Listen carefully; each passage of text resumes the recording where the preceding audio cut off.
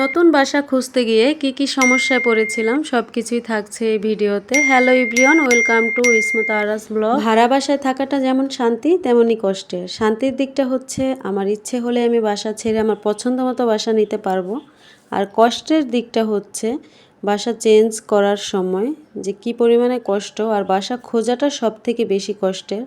তো যাই হোক, এটা হচ্ছে আমিন মডেল স্কুল অ্যান্ড কলেজ। আমি চাচ্ছিলাম এই স্কুলের সামনে এই বাসাটা নিতে, কিন্তু বাসাটা খালি ছিল না। 2 মাস পরে খালি হবে, আর আমার এই রানিং মাসেই লাগবে। যাই হোক, আসলে আমি চাচ্ছিলাম একটা ভালো সোসাইটির মধ্যে একটা বাসা নিতে, যাতে বাচ্চাদেরকে ভালো শিক্ষা দিতে পারি, ওদেরকে ভালো পরিবেশে রাখতে পারি।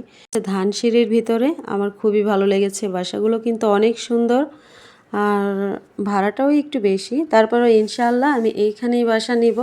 আর এইখানে দেখলাম ছোট একটা বাড়ি, এটা সম্ভবত 1 শতক জমির উপর করা হয়েছে। আর ইচ্ছা থাকলে কিন্তু সব কিছুই সম্ভব। আর আমিও ভাবি মাঝে মাঝে যে 1 শতক জমির উপরে আমি একটা বাড়ি করব, আমার স্বপ্নের বাড়ি। আর সেই দিনটা যে কবে আসবে একমাত্র আল্লাহই ভালো জানেন। তো যাই হোক, আমরা কিন্তু বৃষ্টিতে ভিজেছিলাম, তারপরেও আবার রাস্তার নোংরা পানি, ময়লা পানি এসে আমার গায়ে লেগেছিল। আর সেটা হচ্ছে 2টা সাদা কালারের প্রাইভেট কার আমাকে 2বার করে ভিজিয়ে দিয়েছিল। মুহূর্তে আমার কিছুই করার ছিল না। যাই হোক, ভিজতে ভিজতে বাসায় ফিরলাম। আল্লাহ হাফেজ।